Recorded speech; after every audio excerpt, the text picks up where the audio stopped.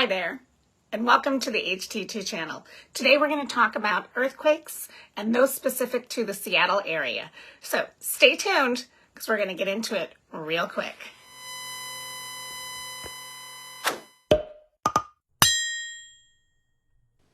As you may be aware, we have earthquakes in Seattle all the time. And you can check it out at the Pacific Northwest Seismic Network at pnsn.org.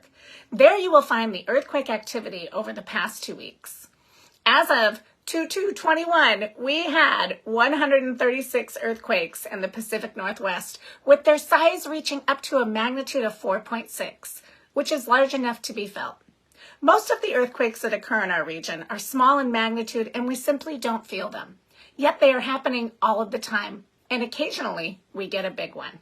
In fact, one of, if not the largest earthquakes on record for the Pacific Northwest, often referred to as the big one, recently had its 321st anniversary. At around 9 p.m. on January 26th of 1700, our region experienced a mega thrust earthquake with an estimated magnitude of 8 to 9. The rupture occurred from Vancouver Island in Canada and traveled all the way to the northern tip of California. This was a subduction zone event where the Juan de Fuca plate subducted below the North American plate. This event sent a 30-foot high tsunami to Japan and suddenly dropped our coastline by 3 to 6 feet. In Japan, the tsunami was referenced as the silent tsunami, as there was no earthquake shaking felt prior to its event. Unlike Japan's magnitude 9.0 Tohoku earthquake that occurred off the coast of Japan in 2011. The subduction zone type of earthquake is one of 3 types of earthquakes likely to occur in our region. The other 2 are considered shallow or deep earthquakes. As the names imply, the shallow types of earthquakes will occur within 30 kilometers from the crust surface, whereas the deeper types will occur at depths of between 30 and 70 kilometers below the surface. The shallow types of earthquakes will have more intense shaking at the epicenter with diminished impact as you create distance, whereas the deep type of earthquake will distribute its energy for greater distances with less intense shaking, often referred to as a rolling type of earthquake. Much like our Nisqually earthquake, which occurred on February 28, 2001. Of course, the amount of shaking will greatly depend upon a multitude of factors, including the magnitude of said earthquake, the distance from the earthquake, and the integrity of the ground surface.